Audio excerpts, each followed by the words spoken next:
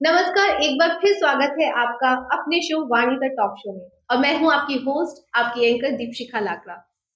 किसी ने सही कहा है, जान है तो जहान है और जान तब तक बरकरार है जब तक आपका शरीर स्वस्थ है।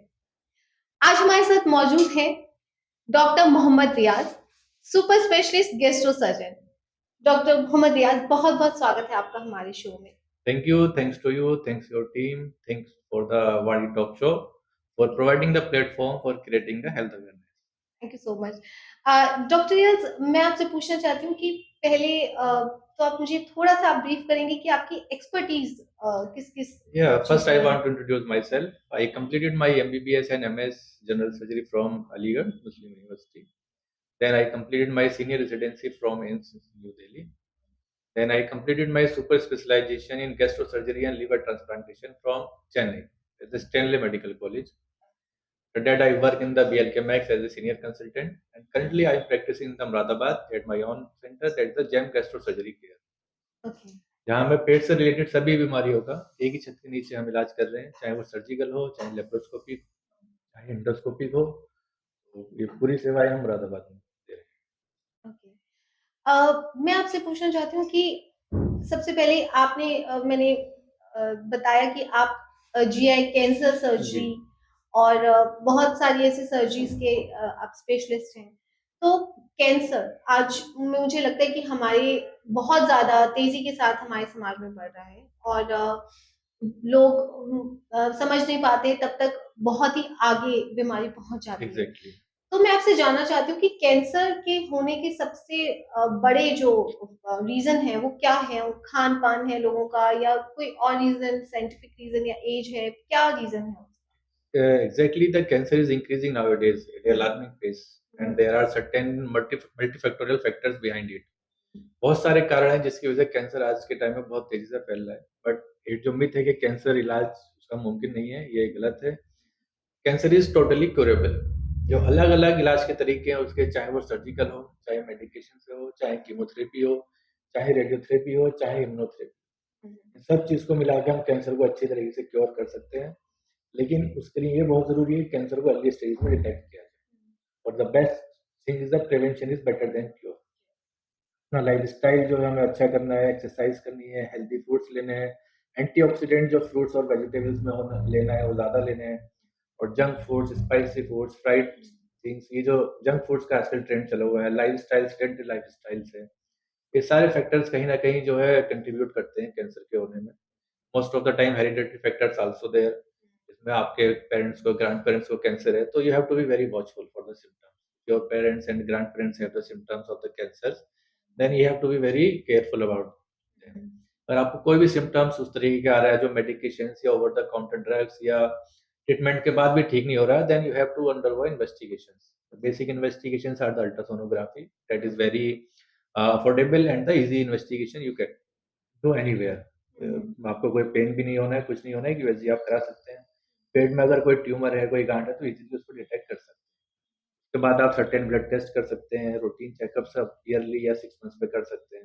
ये सारे स्क्रीनिंग टेस्ट ऐसे होते हैं जो आप रूटीनली 6 मंथ्स या ईयरली आप कराएँगे तो एक अर्ली स्टेज पे हम बीमारी को पकड़ सकते तो आपने जैसे बताया अभी कि कोई सिस्ट हो, कोई गाँठ हो शरीर में कहीं पर, तो आप उसका चेकअप कराइए रूटीन। क्या ज़रूरी है कि हर एक सिस्ट या गाँठ वो लेटर ऑन एक सर्टेन एज पर जाकर और वो कैंसर का रूप ले ले? हैं। ऐसा नहीं, ये हो बिल्कुल सकता है? गलत है, ऐसा कुछ भी नहीं है।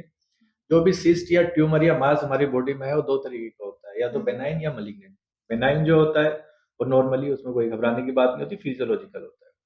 और जो मैलिग्नेंट होता है उसमें कैंसर के फीचर्स होते हैं और rapidly over the time progress करता जाता है। तो उसके हुँ, लिए हमें फॉरेन ट्रीटमेंट लेना चाहिए। सपोज करिए हम 50 या 60 इयर्स का अगर यूएसजी करा रहे हैं ऑलमोस्ट 100 पेशेंट्स का, तो उसमें 20-30s में यूएसजी में 3 से 4 चीज़ें आ जाती हैं, नॉर्मली एज के हिसाब से होती हैं। कभी आपको हेपेटिक सिस्ट आ जाएगा, कभी आपको रीनल सिस्ट आ जाएगा, फैटी लीवर आ जाएगा, या फिर कभी आपको बायलेटरल रीनल कंकरीशंस आ जाएगा। So yeah, almost mostly these are the age-related things and the benign things are nothing to worry. But if there is suspicious or there is some thing is there, cyst is rapidly enlarging and you are hmm. feeling discomfort, then you have to go for a further investigations, which may include a CT scan or the PET CT scan or the biopsy or other things. अच्छा, मैंने कई लोगों में भी देखा है कि उनकी बॉडी में ना डिफरेंट डिफरेंट पार्ट्स हैं, जैसे इवन हाथों में भी, पैरों में भी, बैक पे भी कहीं-कहीं सिस्ट आती है और वो विजिबल होती है, दिखाई देती है। तो वो क्या लेटर ऑन वो क्या डेंजरस है या एक नॉर्मल फैट की वजह से, क्योंकि हो सकता है कि उनके अंदर फैट ज़्यादा है तो उस वजह से है, तो उसकी क्या रीज़न हो सकते हैं? There are many reasons behind it. The cyst is there, different type of cyst are there. Sometimes the जो चिकनाई होती है जिसे हम लाइपोमा कहते हैं, फैटी हुँ, की वजह से वो सिस्ट लाइपोमा सिस्ट हो जाती है। कभी-कभार जो होता है वो न्यूरो नर्व्स वगैरह जो होती है उसकी सिस्ट हो जाती है जिसे हम न्यूरोफाइब्रोमा कहते हैं। If they are not bothering you, they are not creating any problem and they are just constant, not increasing much in size, then you can wait and watch. We have to do certain investigations, USG or the FNAC or the biopsy. But if they are increasing at a rapidly size rapidly increasing or they are causing the discomfort, pain will be there, then you have to exercise. That will be better. अच्छा, अगर pen हो तो हम उसको डिटेक्टिफाई Yeah, कर सकते हैं yeah, कि yeah, ऐसा कि exactly. कुछ इसमें है Yes, yeah, बात। something is there. ओके, आपने बहुत सारी थेरेपीज़ बताई, जैसे कीमोथेरेपी के थ्रू या और भी आपने काफ़ी सारी थेरेपीज़ बताई जिससे we can get rid of. Yeah, exactly. तो क्या डिफरेंस क्या है उन थेरेपीज़ में Differences जो depend आपने on the बताई? stage of the cancer. If the cancer, there are four stages of the cancer. Hmm, hmm, Stage one, two, three, four. Stage one is the cancer is limited to the certain organ. यहाँ पे वो बीमारी हुई वहीं पे वो limited है। Stage two में वो थोड़ा आसपास के एरिया में थोड़ा सा स्प्रेड हो जाता है। स्टेज थ्री एंड फोर जो all everywhere in the body में हर जगह स्प्रेड हो जाता हुँ, है। तो जब तक वो लिमिटेड अपनी ऑर्गन में है तो surgery is the best cure. आप सर्जरी करके उसको निकाल सकते हैं, है ना? अगर वो अर्ली स्टेजेस में है तो if the tumour has spread to other parts of the body और the stage is higher like three और four stage, then we have to downgrade the tumor first because it's not possible to remove surgically all of the tumor from all of the body. This is spreads. Hmm, Then there is a role of chemotherapy, radiotherapy. Chemotherapy में हम IV injections के through या फिर oral medications के through body के जो है sales growth को डाउन करते हैं, जिससे कैंसर सेल्स काफी हद तक कंट्रोल में आ जाते हैं। उसी का एक दूसरा फॉर्म होता है रेडियोथेरेपी। रेडियोथेरेपी में ऐसा होता है जो एक्सटर्नल बीम्स से जो है उसको जलाया जाता है, ट्यूमर को एक्सटर्नल बीम से सिकाई दी जाती है बाहर की तरफ से, ट्यूमर को बर्न आउट किया जाता है, अच्छा खासा वॉल्यूम उसका डाउनग्रेड किया जाता है। And the latest thing is the immunotherapy. इसमें बहुत अच्छे रिजल्ट्स हैं, उसमें हमारी बॉडी की इम्यूनिटी को पूरा अल्टर किया जाता है और कैंसर सेल्स को टारगेट किया जाता तो ये चारों स्टेज के लिए अलग-अलग है। या थेरेपीज़ है, इट ऐसा डिपेंड्स है? On the stage. कि अगर कोई एग्जैक्टली। थर्ड स्टेज पर है तो उसके लिए Yeah, दूसरी थेरेपी we और may have to follow the first chemotherapy or the immunotherapy or the radiotherapy. Hmm. Afterward, maybe surgery. Yeah. तो इससे अब सपोज़ उसके क्या सिम्पटम्स क्या होते हैं? हमें कैसे पता चलेगा कि अभी किसी को सपोज़ सिस्ट भी नहीं है किसी तरह की, Yeah, ठीक exactly. है? तो जो फर्स्ट सिम्पटम्स की इनिशियली हम पता लगा सकें कि हाँ, ये कैंसर के कुछ हमें सिम्पटम्स नज़र आ रहे हैं, विल हैव टू थोड़ा-सा हमें टेस्ट वगैरह हमें करवाने चाहिए, will have to be aware. तो वो अवेयरनेस कैसे कैसे पता चलेगा कि हाँ, लगेगा कि हाँ, हमें कहीं कैंसर तो नहीं है? उसके लिए हम क्या कर सकते हैं Yeah, it प्रिवेंशन depends में? on the site of the body where the lesion is occurring. जहाँ पे कैंसर हो रहा है उसके हिसाब से सिम्टम्स डिपेंड करते हैं। हुँ, अगर हम जीआई सिस्टम की बात ले लें तो हमारा जीआई सिस्टम जो है खाने की नली यहाँ से शुरू होती है, इसोफेगस जिसको हम कहते हैं। खाने की नली के बाद हमारा पेट आता है, पेट की थैली जिसे हम कहते हैं, स्टोमक कहते हैं। हुँ, वहाँ पे खाना 3 से 4 घंटे जाके डाइजेस्ट होता है। हुँ, हुँ, उसके साथ में छोटी आँत शुरू होती है जो लगभग 5 से 6 मीटर लंबी होती है। उसके हुँ। बाद बड़ी आँत के थ्रू रास्ता बाहर निकल जाता है। उसी के साथ में हमारा दूसरा सिस्टम जुड़ा हुआ होता है जिसे हम हेपेटो पैनक्रियाटो बिलियरी सिस्टम कहते हैं। इसमें लीवर, पैनक्रियाज़, बाइल डक्ट और गॉल ब्लैडर जुड़ी होती है। ये दोनों सिस्टम मिलके जो है हमारे डाइजेशन को इम्प्रूव करते हैं और मेंटेन करते हैं। हुँ, इसमें अगर किसी पार्ट्स में भी कैंसर या कैंसर होने की संभावना होती है तो अलग-अलग सिम्पटम्स हैं। हुँ। अगर हम खाने की नली, इसोफेगस का कैंसर लेते हैं तो फर्स्ट सिम्पटम्स में भी था कि खाना अटक-अटक के जा रहा है। तो वो ओरल जो एक होता है गले का कैंसर जिसको आप हाँ, कहते हैं गले वो का नहीं इसोफेगस का होता है, जो खाने की नली यहाँ से गले के नीचे से थोड़ा-सा जाती है, तो उसमें खाना थोड़ा अटक-अटक के जा रहा है या फिर वोमिटिंग हो रही है तो उसमें ब्लड आ रहा है या हुँ, फिर पेन हो रहा है, ये सिम्पटम्स अर्ली कैंसर के हो सकते हैं। तो जाँच करने के लिए आप एंडोस्कोपी करा सकते हैं अगर ऐसा कुछ सिम्पटम्स आ रहे हैं हुँ, या फिर सीटी या एक्स-रे करा सकते हैं। दूसरी चीज़ आ जाती है पेट की थैली आ जाती है। पेट की हुँ, थैली जो होती है इसमें खाना स्टोर होता है, अगर वहाँ पे अल्सर बन रहा है तो भूख का कम लगना, हुँ, पेट में दर्द होना, ब्लीडिंग आना या हुँ, फिर टॉयलेट के रास्ते से मोशन ब्लैक कलर्ड आना, तो ऐसा हुँ, लगता है कहीं न कहीं ऊपर के हिस्से में ब्लीडिंग हो रही है। या सडन वेट लॉस होना, भूख कम लगना, उल्टी आना, ये सारे सिम्पटम्स जो है स्टोमक कैंसर्स के होते हैं। तो उसमें भी जो इन्वेस्टिगेशंस है आप एक एंडोस्कोपी करा सकते हैं, एक सीटी स्कैन करा सकते हैं, अर्ली स्टेज पे अपना डायग्नोज करा सकते हैं।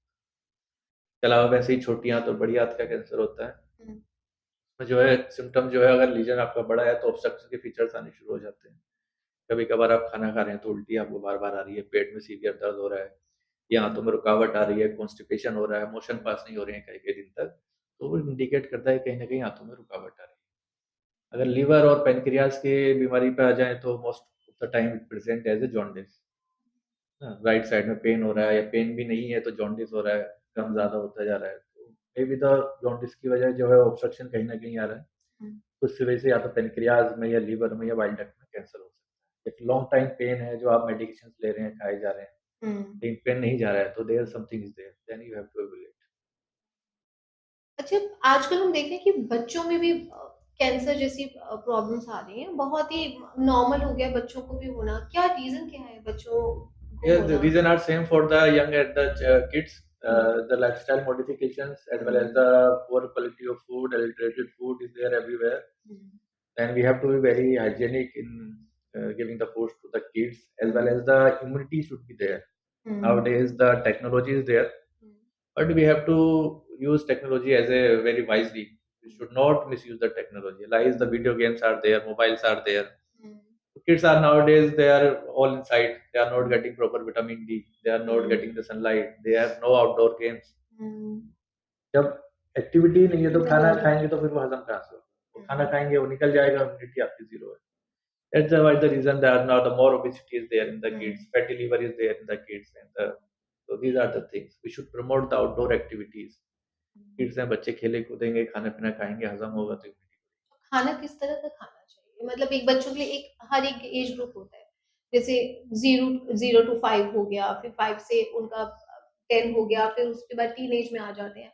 तो उसमें क्या ऐसा प्रॉपर आपको लगता है कि ऐसा मील मिलना चाहिए बच्चों को जिससे कि वो आगे हेल्दी रहें और इन सब चीज़ों से बचे exactly रहें? up to the teen, up to 18s, we are the growing age where our hmm. body is growing at a fast rate. Definitely we need the building blocks of the body, hmm, which may be in the terms of the protein, carbohydrates or the fat. हुँ, और properly अगर मैं कहूँ तो balance diet लेना है। हुँ, balance diet वो होती है जिसमें पर्याप्त मात्रा में सारी चीजें एक साथ हो, और खाना में ऐसा देना है कि इजीली डाइजेस्टेबल हो। ऐसा ना हो कि हम खाना ऐसा बच्चों को दे रहे हैं कि आधों के ऊपर ही वो बोझ बन जाए, डाइजेस्ट ही नहीं हो पा रहा है। जैसे किस तरह? जैसे कि जंक फूड्स हो गए हैं, फैटी मील्स हो रहे हैं, बर्गर, पिज़्ज़ा, इसी पे खाना-पीना चल रहा है, बाहर की चीज़ों पे खाना चल रहा है। They are very difficult to digest. They will irritate your bowel, they will overload your bowel, the bowel will react simultaneously. If you आप आंतों को परेशान करोगे तो आंतें आपको परेशान करेंगी। In simple terms, we have to give the food which is easily digestible and give it the balanced diet. अच्छा, आप लिवर ट्रांसप्लांटेशन में भी आपकी एक्सपर्टीज़ है। तो उसमें क्या रीज़न है? लीवर मैं देखती हूँ कि अब एज ग्रुप तो कोई मायने ही नहीं रखता। छोटे-छोटे बच्चे हो गए, टीनेज हो गए, उनको भी लीवर का इश्यू रहने लगा है। तो क्या रीज़न है उसके पीछे? आपको क्या लगता है? आपके Poor पास liver बहुत health. केसेज़ आते होंगे Yeah, ऐसे? yeah, हाँ। exactly. Half of the OPD is filled with the liver cases. हुँ, तो liver health is very important. Liver जो है हमारा पूरी बॉडी को एनर्जी स्टोर करना, सप्लाई करने का काम लीवर का ही है। अगर लीवर की आप हेल्थ की केयर नहीं करोगे तो आपकी हेल्थ डाउन होनी है। हुँ, लीवर हेल्थ का सबसे बेसिकली यही है, जो भी चीज़ लीवर को ओवरलोड कर रही है उनका ध्यान रखना है। अगर लीवर काफ़ी कमज़ोर हो रहा है तो उसके जो मेन रीज़न है आज की डेट में, सबसे फर्स्ट अल्कोहल। जो क्रॉनिक अल्कोहलिक है वो डेफिनेटली आपके लीवर को हिट कर रही है, लीवर लॉन्ग टर्म में जाकर डैमेज होने वाला है। सेकंड थिंग, जो वायरस इन्फेक्शन है, हेपेटाइटिस बी और हेपेटाइटिस सी, हुँ, उसकी वजह से भी लॉन्ग टर्म में जाके लीवर डैमेज होना है। और एक आजकल जो थर्ड एंटिटी आई हुई है, ये 2 चीज़ें मिला के लगभग 70% के आस-पास आपका लीवर डैमेज कर रही है। तो 30% बचा हुआ है, वो नई चीज़ एक आई है आजकल जिसे हम एनएच कहते हैं, नॉन अल्कोहलिक स्टीटोहेपेटाइटिस। मीन्स अगर सिंपली टर्म्स में बताऊँ तो फैटी लीवर। अगर फैटी लीवर ज़्यादा हाई ग्रेड है, तो उसमें धीरे-धीरे अपने आप इन्फेक्शन होते-होते ऐसा हो जाता है कि लीवर आगे जाके डैमेज होना शुरू हो, जिसे हम लॉन्ग टर्म में जाके लीवर फेल्योर और लीवर सिरोसिस का नाम। हुँ। अगर मैं यहाँ आपसे पूछना चाहती हूँ, जैसे आपने कहा हेपेटाइटिस बी, बच्चों के वैक्सीनेशंस होते हैं। हर पेरेंट्स, अब तो बहुत लोग अवेयर हो गए हैं, या एग्ज़ैक्टली। सभी पेरेंट्स करवाते हैं। तो वो वैक्सीनेशन का क्या उस पर कुछ इफ़ेक्ट नहीं होता? वो नहीं, लेटर ऑन वैक्सीनेशन वो क्यों हो जाता है वैक्सीनेशन नहीं, होने नहीं, के बाद? वैक्सीनेशन का अच्छा इफ़ेक्ट है और बहुत अच्छे रिजल्ट्स हैं, hmm, but at certain of point time depends upon the source of the infection. Sometimes the viral load is so high hmm, whenever they are getting the infection either from the injections or from the blood transfusion. Hepatitis B or C is the blood infection. Whenever the infected blood is get into your body, you will get the hepatitis B or C.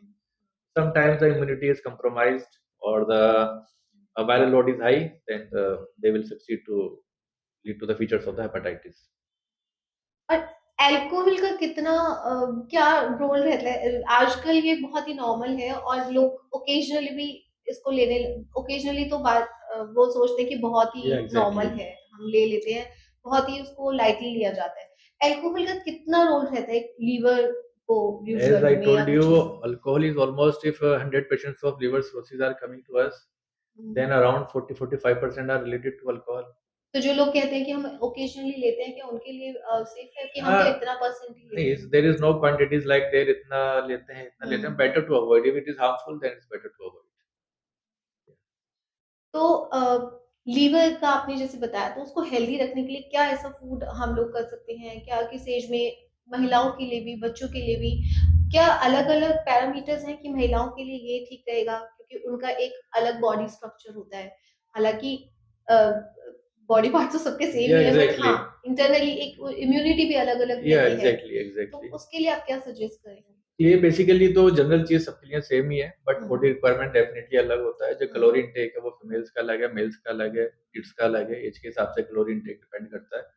But जो है certain reasons है, जो certain precautions लेने हैं healthy liver की, उन सभी को रखना है. आपको लीवर को रेस्ट देना है अच्छे से. लीवर को आप रेस्ट देंगे, लीवर हेल्दी रहेगा. आजकल जो आप लेट नाइट रूटीन चल रहा है, basically hmm, lifestyle modification is very necessary for the healthy liver. जो आप लेट नाइट खाना खा रहे हैं, 9-10 बजे, 11 बजे खाना खा रहे हैं, खाना खाए और सो गए. अब आप तो सो गए, लीवर रात भर काम कर रहा है खाने को टाइम. तो हुँ। लीवर को रेस्ट कब मिलेगा? आपको जो है लीवर को रेस्ट देना है. फिर आइडल टाइम क्या है? रात का खाना कम से कम सोने से 3 से 4 घंटे पहले. रात में हैवी मील बिल्कुल नहीं लेना, स्पेशली आफ्टर 30 और 40s. हुँ, जब आप 30-40s पे आ जाते हैं तो फैटी लीवर आना शुरू हो जाता है. जब आपका टमी थोड़ा बाहर आना शुरू हो जाए, हुँ, 30-40s की एज हो जाए, तो आप समझिए ग्रेड 1 फैटी लीवर आना शुरू हो गया. तो हुँ, उस टाइम पे सबसे बेस्ट चीज़ ये है कि आप अपना आइडियल बॉडी वेट मेंटेन करें. सपोज़ करिए आपका आइडियल वेट 75 है, तो आप कोशिश करें 75. अगर वो हुँ, 75 से 80 की तरफ जाएगा, 85 की तरफ जाएगा, डेफ़िनेटली फैट कहीं न कहीं डिपॉज़िट होगा. तो हुँ, लीवर की तरफ भी डिपॉज़िट होता है, फैटी लीवर का आना शुरू हो जाता है. तो पहली चीज़ ये है कि आइडियल बॉडी वेट मेंटेन करें. आइडियल बॉडी वेट कैसे मेंटेन करेंगे? एक्सरसाइज़ आपको करना है, कैलोरी बर्न करनी है, नियमित संतुलन में डाइट लेनी है, जितनी कैलोरी रिक्वायरमेंट है उतनी लेना है, प्रोटीन पर्याप्त मात्रा में लेनी है, carbohydrate, fats, fruits and vegetables include करना है एज़ एंटीऑक्सीडेंट्स.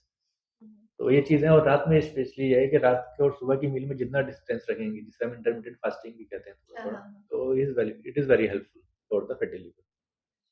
तो इसमें हम आपने जैसे बात की कि ब्रेकफ़ास्ट, लंच, डिनर सबका एक प्रॉपर टाइम, एक आइडल टाइम क्या है कि कितने-कितने गैप में हमारा ब्रेकफ़ास्ट, लंच और डिनर या स्नैक्स का एक और ऐड हो गया है या तो एग्ज़ैक्टली. हाँ, तो क्या हम उसमें ले सकते हैं और कितना उसमें डिस्टेंस होना चाहिए, गैप होना चाहिए? Basically 3 major meals, 2 minor meals we can take in a day. Total अच्छा। it will be 5. You have early breakfast in the morning, 6 o'clock, 7 o'clock. Hmm, Then around 11 o'clock you have a light meal, there, a hmm, snack, dry fruits. Then hmm, around lunch will be around 1 o'clock hmm, or 1 or 2. Then a dinner will be around 7 o'clock, hmm. 7:30, 11 o'clock sleep. But मैं कह तो रहा हूँ, but ये follow करना but आज के कई टाइम लोगों का में. होता ही टाइम ये है कि वो लेट नाइट आ रहे हैं, हाँ, फिर तो बट उसके बाद आज के डिनर टाइम में हाँ। जैसा लाइफ़स्टाइल सभी का है, तो बड़ा मुश्किल है ये. हुँ, यही है, आप अपना टिफ़िन लेके जाएँ, पैक कराएँ जब भी आपको टाइम हुँ। अ, मिले. Everything requires some extra efforts. If you want to keep healthy, you have to put extra efforts, either in the gym or in the kitchen.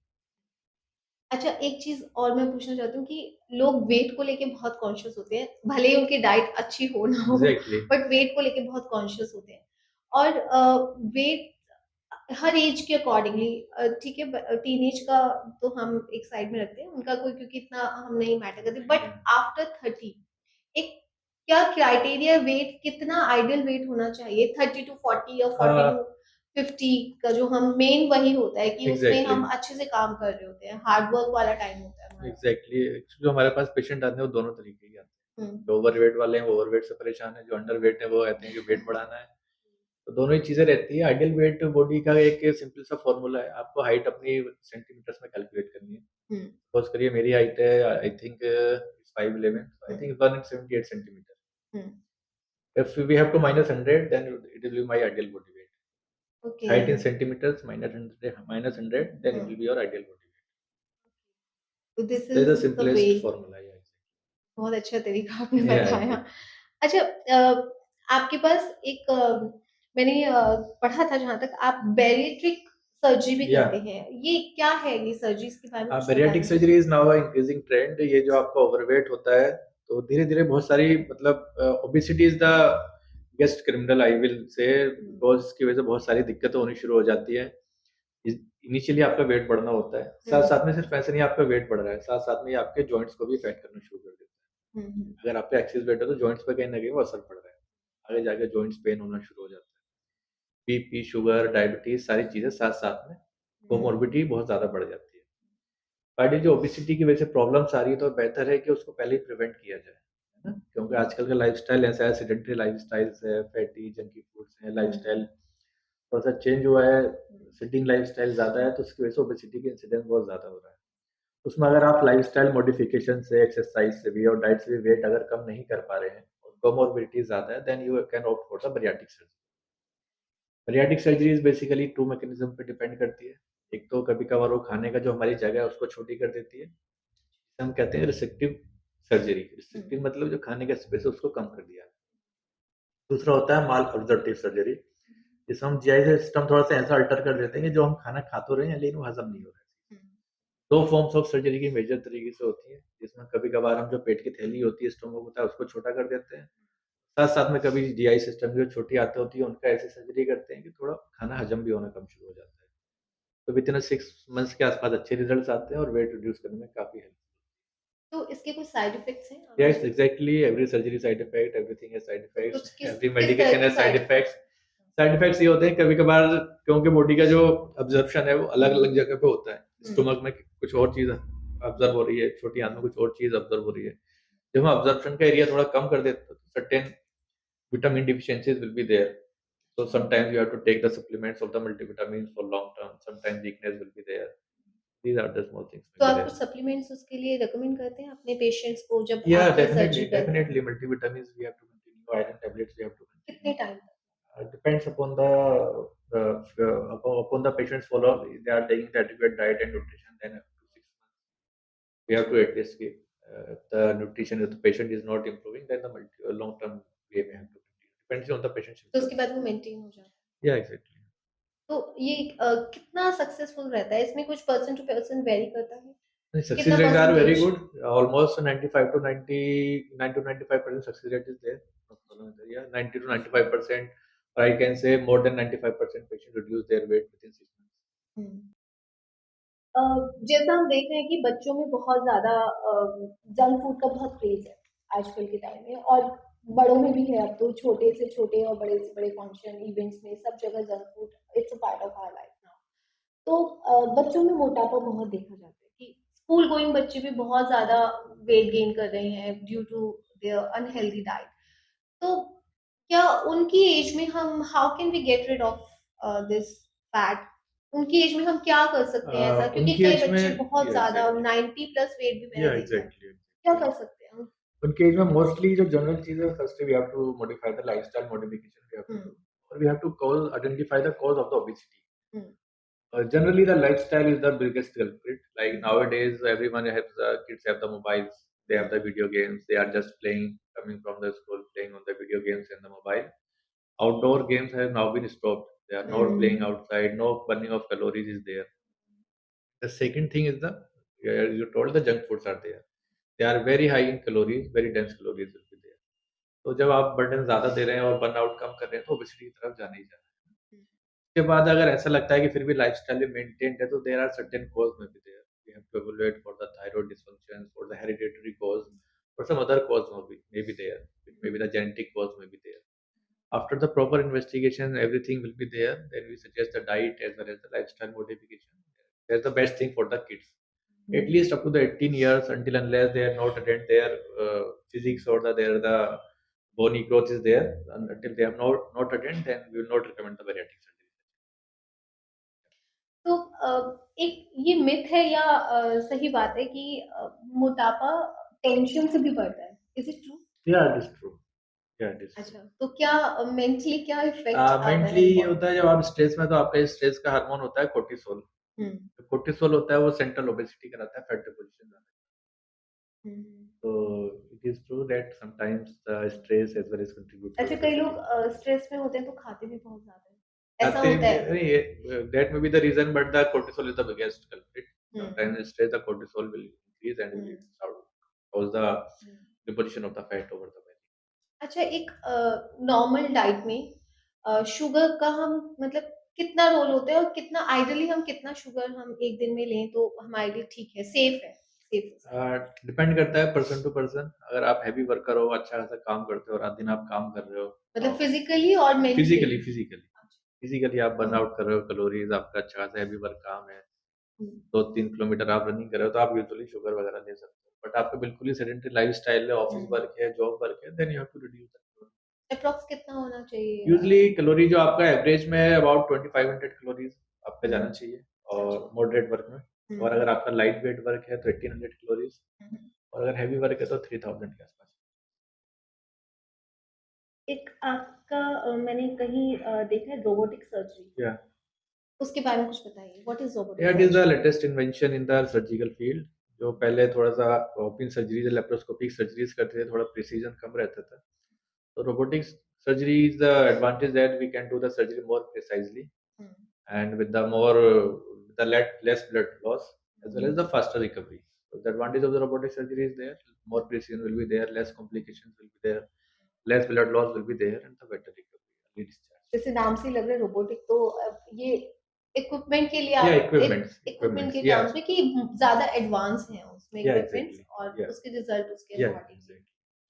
अच्छा, आपने यहाँ हमने थोड़ा सा अलग, मैं जैसे हम लोग कैंसर के बारे में बात कर रही थी, मैं उसके बारे में एक दो चीजें और आपसे पूछना चाहती हूँ कि कैंसर में जब आप कीमोथेरेपीज की तरफ या बाकी थेरेपीज की तरफ आप लोग प्रोसीड करते हैं, उससे पहले क्या आप पेशेंट को किसी तरह के इंस्ट्रक्शन देते हैं कि आपको इस तरह से प्रिपेयर होके आना है? एक होता है ना एम्प्टी स्टमक या कुछ, या उससे पहले कुछ प्रिपरेशंस होती हैं जो आप उनको गाइड करते हैं, या ऐसा कुछ है? Yeah, chemotherapy is basically first we have to stage the disease, cancer hmm. कौन सी स्टेज पे है, कौन सा नहीं, हम्म। और उससे पहले बायोप्सी करना जरूरी है कंफर्म करने के लिए कैंसर है या नहीं है, और जिस टाइप का भी कैंसर आता है उसके हिसाब से कीमोथेरेपी दी जाती है। Hmm. Mostly we will admit the patient and give the chemotherapy. Hmm. Patient को आना है, अपना एडमिट होना है और तो मेडिकेशन उससे चलेंगे। पहले कोई प्रिपरेशन नहीं है वी किसी विल भी तरह प्रिपेयर इन द का? हॉस्पिटल। तो आजकल क्या इजीली अप्रोचेबल ये है, जैसे बहुत कैंसर, एक तो नाम से ही लोग डर जाते या हैं, दूसरा एग्जैक्टली। अफोर्डेबल नहीं होता हर किसी के लिए या उसको क्योर एग्जैक्टली। करना, क्योंकि मेडिसिन बहुत महंगी हैं और बाकी सारे प्रोसीजर्स बहुत महंगे हैं। तो क्योंकि आप कुछ हॉस्पिटल्स में ऐसे में या काम कर एग्जैक्टली। चुके हैं, या तो क्या एग्जैक्टली। गवर्नमेंट हॉस्पिटल्स में इजी है कैंसर का अभी या भी, या डेफिनेटली। मैंने लोग हाँ प्रचार तो बहुत करते हैं बट एक्चुअली में नहीं, नहीं, होता है? exactly. हाँ। Cancer treatment is now a growing rate. The hmm. same rate the government is increasing the facility also for the cancer patients. There are many institutes. The Delhi, कुछ institutes के नाम आप yeah, बता AIIMS सकते हैं? Delhi, there is a good surgical center is there. Rajiv Gandhi Cancer Institute is there in the Delhi. They are very good and doing the latest treatment in the field of the cancer surgery. Hmm. Tata Memorial Mumbai is there. They hmm. are doing very good work. Everybody knows. And they are also creating their branches elsewhere. Like they have recently started their hmm. branch in the Varanasi.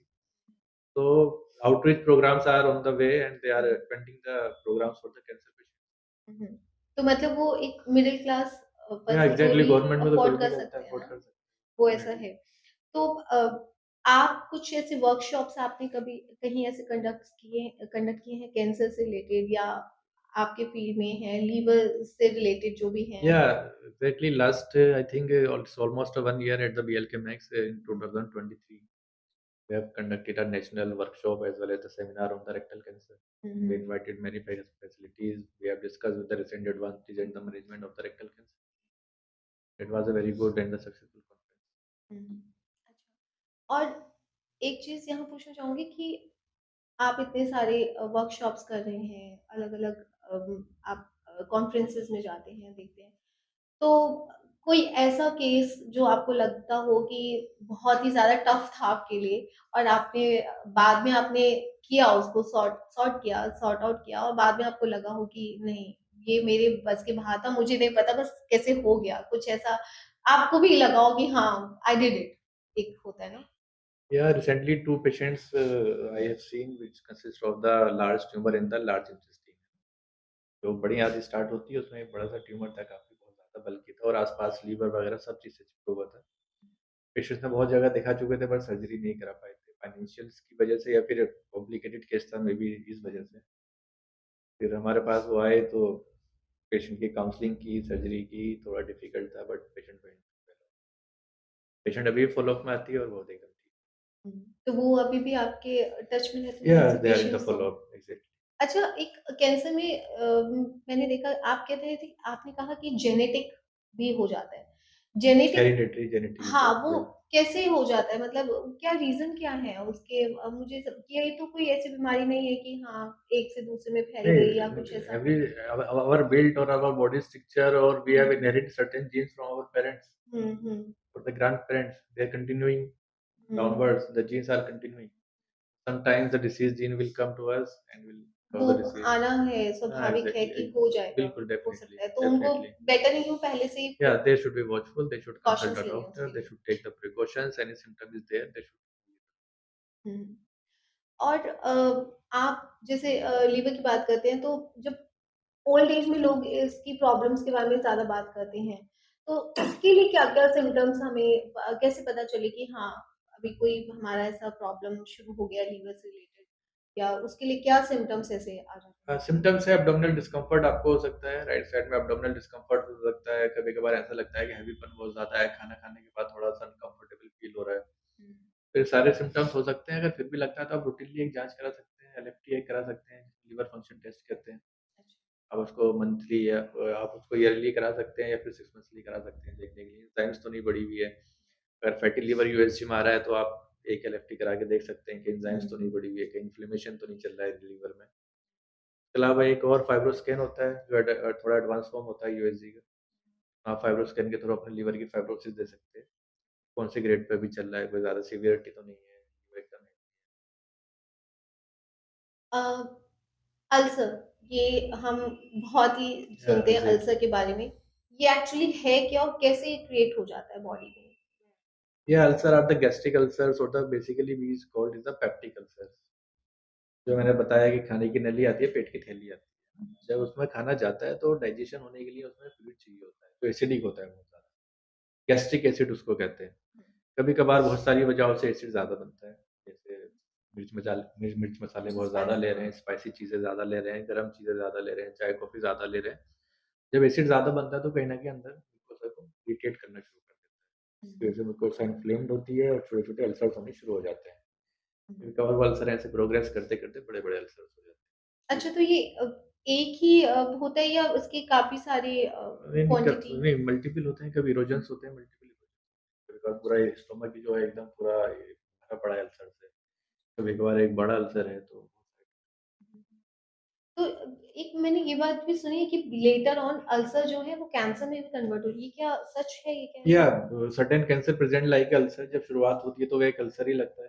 अच्छा, तो तो ये ulcer kind of ये small उसका नहीं benign malignant दोनों चीज़ें होती हैं ना। अल्सर तो एक चीज़ हो गई, अभी कहीं भी अंदर बॉडी पे कुछ इरिटेशंस है, हुँ, कोई ज़ख्म है उसको अल्सर कहते हैं। अब वो किसी वजह से हो सकता है, या तो एसिड की वजह से हो सकता है या किसी और वजह से हो सकता है।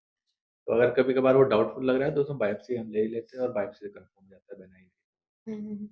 तो ये लेटर ऑन ये कैंसर में फॉर्म हो सकता है। रियली, रियली या तो उसके लिए हमें यही है कि हम स्पाइसी फूड ना हाँ, खाएँ, बिल्कुल सर्टेन तेज़ medications will be there lifestyle modification ये बच्चों में भी हो सकता है बच्चों में भी हो जाता बच्चों है? में भी हो सकता है बट इंसिडेंस इज़ लेस। या ज़्यादातर केसेज़ मतलब किस एज में ये है? एडल्ट एज में ज़्यादातर, ओल्ड एज में तो रहता ही है। एज कोई क्राइटेरिया किस यंग एज में 20 टू 40 आप कह सकते हैं ज़्यादा 20 होता टू है। 40 में या ज़्यादा है। आपके एग्ज़ैक्टली पास जो केसेज़ आते हैं सबसे ज़्यादा अभी आप क्योंकि अपना भी आपका हॉस्पिटल आप चला रहे हैं, या तो उसमें ज़्यादातर जो केसेज़ आते हैं, कैंसर पेशेंट्स तो डेफ़िनिटली या आते एग्ज़ैक्टली ही होंगे। या एग्ज़ैक्टली। ज़्यादातर केसेज़ आपको किस एज ग्रुप के और किस अ, बीमारी से रिलेटेड आपके पास ज़्यादातर आते हैं ज़्यादातर जिनको तो आप पेशेंट जो आते हैं, एक तो कैंसर पेशेंट्स आते ही आते हैं। हुँ, साथ में जो एब्डोमिनल डिस्कम्फर्ट है कि पेट में खाना खाने के बाद भारीपन हो रहा है, फैटी लिवर हो रहा है या पित्त की थैली में स्टोन्स है जिसे गॉल ब्लैडर स्टोन्स कहते हैं या हुँ, फिर लिवर ट्यूमर है, पैनक्रियाटिक ट्यूमर है या वोमिटिंग पर्सिस्टेंट हो रही है, पेप्टिक अल्सर्स हैं या खाने-पीने की नली में कोई कैंसर है या फिर लिवर सिरोसिस जैसे मैंने आपको बताया। तो उसके वो लीवर ट्रांसप्लांट के लिए जो है कभी-कभार कंसल्ट करने पेशेंट्स आते हैं। तो लीवर सोर्सेज़ के पेशेंट्स भी काफ़ी आते तो मतलब मिला-जुला ही आपके हैं। पास एग्ज़ैक्टली, एग्ज़ैक्टली। एज ग्रुप आपका ऐसा कुछ नहीं एग्ज़ैक्टली हाँ। I have seen the adult patient and the old age patient. बच्चे आते हैं मोस्टली हम पीडियाट्रिक के पास ही भेजते हैं। अदरवाइज़ आई विल जब छोटे बच्चे आते हैं तो उन्हें ट्रीट करना कैसा लगता होगा? क्योंकि बच्चे बहुत ही या मतलब एग्ज़ैक्टली। कीमो थेरेपीज़ एक मतलब मैंने सुना है it's a painful chemotherapy. It's side effects होते हैं, कुछ इतना पेनफुल तो नहीं है, अलग-अलग मेडिकेशंस हुँ, होती है। Sometimes they react and they hmm. Work. क्योंकि मैंने कई लोगों से सुना है कि कीमो पेनफुल होती है। पेनफुल तो ये कह सकते हैं, साइड इफेक्ट्स होते हैं अच्छे खासे। हुँ। तो साइड इफ़ेक्ट में कैसे साइड कभी-कभार इफ़ेक्ट्स होते नोज़िया, हैं? वोमिटिंग, डायरिया, हेयर लॉस, क्योंकि बॉडी के हुँ। सारे सेल्स डाउनग्रेड होते हैं। ये कॉमन साइड इफेक्ट्स होते हैं कीमोथेरेपी तो बच्चों के साथ कैसे डील करते हैं? ये बहुत मुश्किल है कि जैसे कि बच्चे मैंने बताया, यूज़ुअली बच्चों का पीडियाट्रिक सर्जन से स्पेशलिस्ट की अलग होती है और बच्चों वाले डॉक्टर ही ज़्यादातर देखते कोई ऐसा केस जो आपके होता है वैसे डॉक्टर्स को कहते हैं लोग कि हैं। बहुत ही ये सर्जरी करते-करते बहुत इंसेंसिटिव हो जाते हैं। But exactly. कुछ केसेस ऐसे होंगे जो आपको लगता होगा इमोशनली आप बहुत ज़्यादा लगा होगा आपको कि नहीं, ये नहीं होना चाहिए। आई हैव टू हाँ। Do something for Yeah, this any how. exactly. It's almost 1 year. Last January, there was a peak winter is there, as you all remember. Sunday का दिन था, मैं सुबह आराम से सो रहा था, तो हेक्टिक वीक गया था काफ़ी, हुँ, तो संडे सुबह-सुबह मैं सो रहा था आराम से, आज आराम से लेट सोएँगे। फिर मेरी कॉलीग की कॉल बजती है सुबह 9 बजे कि एक बच्ची यार ब्लीड कर रही है। मैं जाने वाला नहीं था, हुँ, उसका हुँ। सीधा फ़ोन आया, "अरे! एक बच्ची ओटी में ब्लीड कर रही है, आ जाओगे क्या?" अच्छा। जैसे ही मैंने सुना कि बच्ची ब्लीड कर रही है, फ़ौरन मैंने स्लीपर्स पहने और मैं स्लीपर्स में फ़ौरन ओटी में गया। जाके देखा तो एक 13 ईयर की बच्ची थी, 13 साल की बच्ची थी, जो मेरे कॉलीग कर रहे थे उसमें, और लीवर से काफ़ी ब्लीड हो रहा था। उसका हीमोग्लोबिन 3 था और ट्रिपल 3 दवाएँ उसकी बीपी मेंटेन करने की चल रही थी। और 3 हीमोग्लोबिन पे थी और सर्जरी उसकी चल रही थी, लेकिन ब्लीडिंग कंट्रोल नहीं हुई। मैंने गया, ऑपरेट किया उसको, लिवर रिसेक्शन उसका किया, जहाँ से ब्लीडिंग था उसको पूरा हेमोस्टेसिस अचीव की, ब्लीडिंग जो थी उसकी पूरी रोकी और पेशेंट को स्टेबल किया, और 7th और 8th डे पे जो है पेशेंट डिस्चार्ज हो गई। तो वो बड़ा अच्छा-सा लगा, क्योंकि इतनी क्रिटिकल कंडीशन में वहाँ पे मैं गया और जाके सर्जरी की, और सर्जरी बड़ी अच्छी हुई और एकदम से पेशेंट की रिकवरी बहुत फास्ट तो रीज़न क्या था? हुई। मतलब ट्रॉमा, उसको कहीं एक्सीडेंट हो गया था मॉर्निंग में और इसमें से लीवर पूरा इंजर्ड हो गया था। वो एक्सीडेंट की ये वज़ह से एक्सीडेंट की वजह हुआ। से। एग्ज़ैक्टली।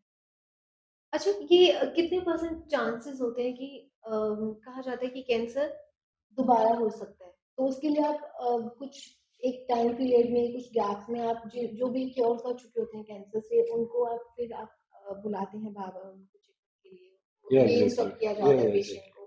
तो कितने चांसेस होते हैं, कितने परसेंट चांसेस हैं कि उनको दोबारा हो सकता है? ये It किस पे depends upon depend the stage. If the stage is early, we have diagnosed the cancer at the early stage, hmm, and we have cured the patient in the early stage, then the chance of the recurrence will be less. Right? In अच्छा। the stage 1 or 2, they are very less likely that they will reoccur.